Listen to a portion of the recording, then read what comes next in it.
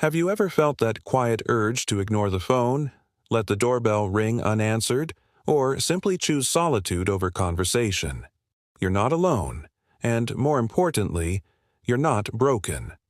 As we age, we often find ourselves pulling back from social interaction, and that's not a flaw.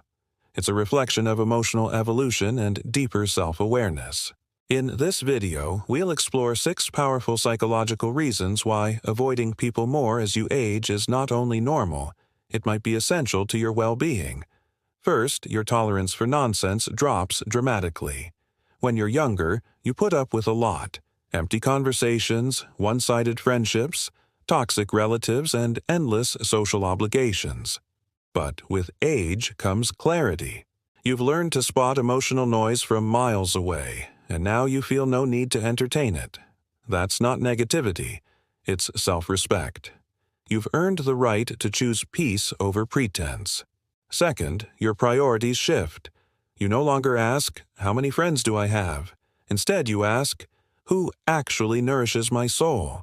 You're not chasing popularity, you're seeking depth. The people you once tried so hard to impress might now feel like distant echoes. You don't crave crowds, you crave meaningful connection. And if that's not available, solitude is far preferable. That's not isolation, that's liberation. Third, grief changes you. As we age, we lose people. Friends pass, relationships drift, and roles disappear. Each loss subtly shrinks our social world, and not everyone wants or needs to rebuild it. This isn't giving up. It's recognizing that time is finite. You no longer fill your days with shallow connections. Instead, you protect your emotional space, reserving it only for what feels safe, honest, and healing. Fourth, social fatigue is real.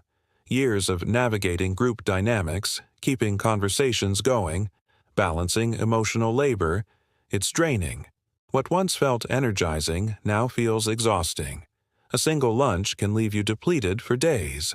You start saying no without apology. You stop justifying your quietness. You're not retreating from people. You're returning to yourself. Fifth, self-awareness deepens. You know what fuels you and what drains you. You know the cost of forcing yourself into conversations that don't resonate. With this self-knowledge comes selectiveness. Not out of arrogance, but protection. If a person stirs old wounds, you create space. If a situation requires masks, you walk away. It's a quiet strength, one that doesn't seek approval. And sixth, time itself feels different. When you were 25, an hour was a blink.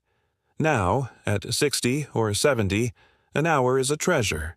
You begin spending time more mindfully, asking, "Does this experience leave me better or worse?" You start valuing your presence and guarding your energy. You don't pull away from people because you are bitter. You do it because your soul finally knows its worth. Here's the twist. Society tells us that to be happy, we must stay socially active. But what if true connection isn't about constant company, but about being so grounded in yourself that you're never lonely, even when you're alone? Quiet mornings, long walks, a single meaningful conversation. That's the new gold standard, and it's one that only age can teach us to value. People around you might not understand. They might say you've changed, and you have, profoundly. You've stopped saying yes out of guilt. You've stopped overextending yourself. You've learned that not everyone deserves access to your peace. You no longer attend every event just to be polite. You're not rude, you're real. And the beauty of this transformation? The right people start finding you. You stop chasing connection, and it begins arriving organically. You attract people who love you for your stillness, not just your presence, who respect your silence as much as your stories. These relationships don't drain you, they renew you. So, if you've been feeling more withdrawn lately, more quiet, more selective, don't question it. Don't pathologize it. Don't explain it away. You're not becoming antisocial. You're becoming authentic.